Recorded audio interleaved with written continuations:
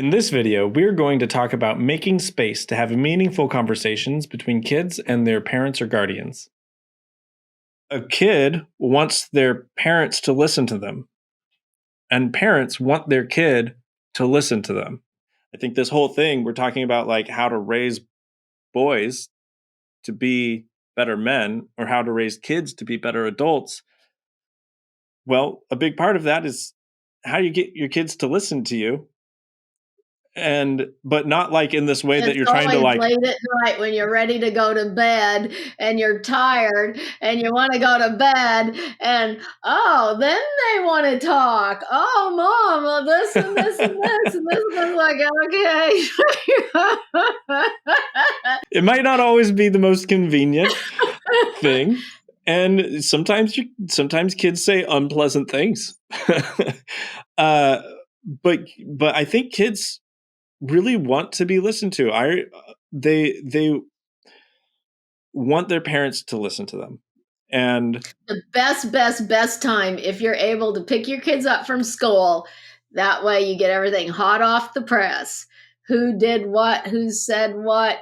So even in high school, I purposely like picking my kids up from school because that was like, my time with them there to home. I got to hear everything about their day. So when Kirsten and I fostered teenagers for about 4 years, and while I did the same thing, when I picked them up from school, I knew from picking them up to getting home, you have their attention. And they have a lot on their mind. So much goes on at school. I think sometimes we forget just how socially active kids are, and they just have so much going on all the time, and they have so much to talk about. And even now with Finley, he has so much to talk about when he gets out of school that time in the car is good. And sometimes driving in the car is a good time to bring up serious topics, either for a parent that has something serious that they want to talk about with a kid, or for a kid that has something serious that they want to talk about with a parent, because that happens a lot too. Like a lot of times kids have something that they really want to tell their parent, they really want to talk about, but they know it's a hard or awkward conversation to have. In the car is always a good time. And part of that is sometimes a hard topic is more difficult to talk about face to face, like looking at each other. That like I don't really want to look you in the eyes and talk about this. So the good thing about the car is at least one of you can't make eye contact. That you have your eyes on the road. You're sitting. You're in that close proximity, but you both are looking at something else. And if I bring this up right now, it's about a 10-minute drive home. So I can have this, we can like get on this topic, talk about it for 10 minutes, and then there's a natural end. That like, okay, and then there's an escape there. There's that like break in it that the conversation can continue afterwards, or that can be like, okay, this is a good stopping point to talk about this, whatever this is. So I think that for parents, yeah, that time in the car is important. I think for kids, that time in the car is important too, to be a really good space for having some difficult conversations. But not just difficult conversations. Sometimes it's just like, oh, today, Sally looked at Remember that me one girl and blew snot in your nose? Blew snot. I do. I do remember that. Well, for me, what I really loved is we lived close enough. I got to walk my kids to school every day until they were in the 6th grade. And so that was a really great time to have that captive audience, just talk about things. Or I always had a scripture every week that we'd go through every morning on our way to school. And I always, if I could, was home with their after school snack. I always had their after school snack because as long as I had whatever fruit or whatever it was cut up, they'd sit and would visit and have their after school snack. There could be a bushel of apples in the fridge. They would have not eaten them. But as long as I had them all cut up and on the table, or most of the time, a lot of times I had cookies. That's before we knew you weren't supposed to have sugar, so they got a lot of homemade cookies. But that was a different time. But but yeah, I can remember a couple times I'd come home, was running errands or something. It wasn't home the immediate time they walked in the door, and then be in watching TV or cartoons. I thought, why are they doing that? They know this is the time of day to watch cartoons. I thought, so if I wasn't here, that's what they'd be doing. Like, come on, you guys, come have your snack, turn the TV off. Because we just had certain times to watch TV. It wasn't after school. That was our time to have our snack and visit. And they could go play. And I think that's really important to create that culture as early as possible, to create a culture of we have time that we sit and talk, or we have time that we learn and grow together. And that the earlier you can start that, the better. Because I've had a lot of people talk to me and ask, when should you start? When does this husbands in training start? Like, what's the right age to start? And the time to start is right now, whenever now is. That even with Finley being 6 years old, making it normal to talk about his day, making it normal, making it habitual, just making it normal to chat, making it normal to do activities together that help you grow. And the longer you wait, the harder it is to build that culture. So if you have a 5-year-old, 5-year-olds love to talk to their parents. It's their favorite thing in the world. You can't get them to stop. There comes a time that changes. And just getting it to be normal, that like, oh, this is what I'm working on right now in myself to be better. Making it normal to talk about that. And because when you leave home, I remember when I left home realizing that's not normal in a lot of families. It's not normal in a lot of families to say, yeah, I'm working on being more patient. What can we do to work on being more patient? Or like, we're not seeing eye to eye on this. Like, how can we work on this? Like, having conversation, or even just talking to your parents about how you're feeling that day, or who you talk to, what your friends are doing, what you're learning about. Having those conversations isn't that normal, but it should be. I think, especially when kids enter teenage years, there tends to be this culture of conflict. There tends to be this idea that like it's parents versus their kids, and like it's a constant fight with your kids. And there is an element of that. There is an element of like kids want something and your parents don't want them to have it, or there is an element of tension there. But I think sometimes it can be easy to forget that your kids are not your enemy. And also, as kids, your parents aren't your enemy. You actually have the same goal. Ultimately, you have the same goal. You might have different ideas about that goal. You might have different ideas of how to get there, but your goal is the same, should be the same. That parents and kids both want you as the kid to grow up and be happy and successful and healthy. If you ask a teenager, be like, when you grow up, do you want to be happy? Like, obviously, yes, they do. Do you want to have healthy relationships? Yes, they do. Do you want to be financially secure? Yes, obviously they do. Well, that's what their parents want for them too. So because their like life goals are actually very similar, there might be some variation in there in what that looks like, but the ultimate goal is the same. And So sometimes we just need to remind ourselves, like, my fight as a kid isn't with you as a parent, and your fight as a parent isn't with me as a kid. And really, what we're battling are so many other forces. Having these conversations and having it being normal to talk about like what your life goals are, and just having that be normal is important, because when I was in high school, that was important. And a lot of the things I learned in high school about like what my plans for my life were, what I wanted my life to look like, those were a lot more important than the things that I learned in school. Because you know how much I remember about what I learned in school, like in class? Very little. And I think that's something I've learned as I get older. The things that you learn in school, like, you forget most of what you learned in school. Most of it.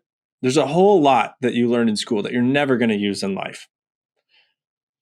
But that social awareness that I learned, like that, how to interact with others, how to build strong, healthy relationships, that is the stuff that really, really, really matters. You know, the other day something popped into my head from college. I was a business major, so it was like an economics class or some business thing. But it was a younger professor, and I remember him telling us this story. He'd been recently married. He's like, you know, one thing that's important to know is to be honest, because his wife had made some cookies and they were just terrible. Of course, he said, "Oh, these are really good," but then later that night, she saw him like throwing them in the garbage, and then from then on, she's like, "Do you really like these?" It's like, you know, it's always important to be honest. And I remember that more than half of anything else I learned in college. Is like, oh, yeah, that's probably true. Now, I talk to you a lot. When I'm on my way home from work, I call you and we just chat while I drive home. And I call you probably at least 4 times a week, maybe. And I really want to have that relationship with my son when he's an adult. Like, I really would love if he's in his 30s and he calls me every day and wants to talk to me.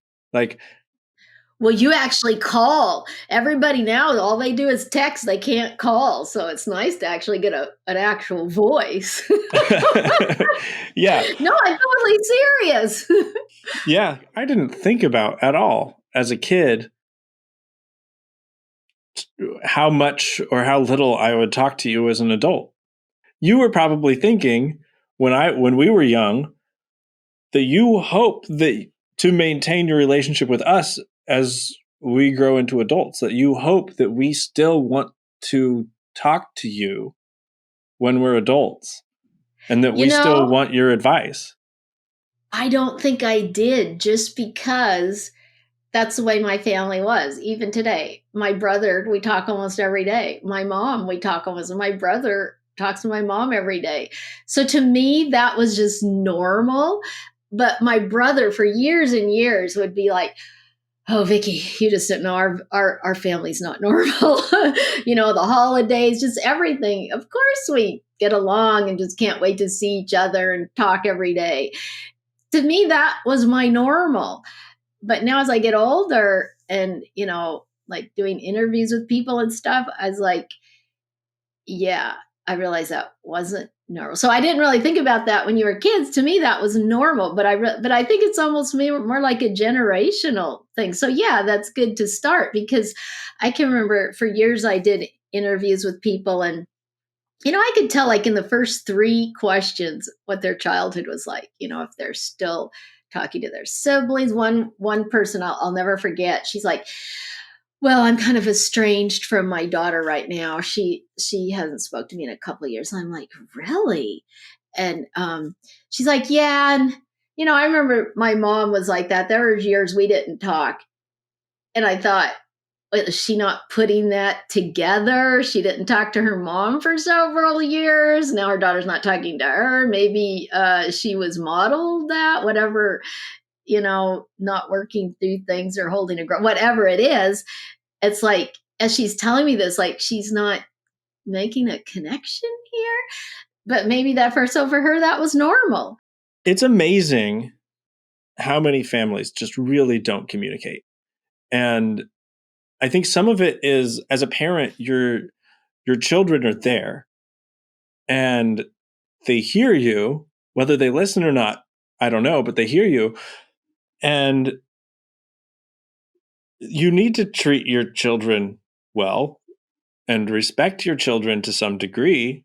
I mean, you kids know when you don't respect them, and kids know when you don't hear them or listen to them.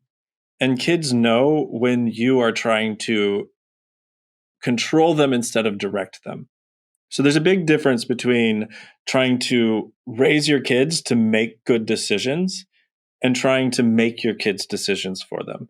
And I think that is what part of why we have a good relationship now is that when I was young, you weren't trying to make decisions for me.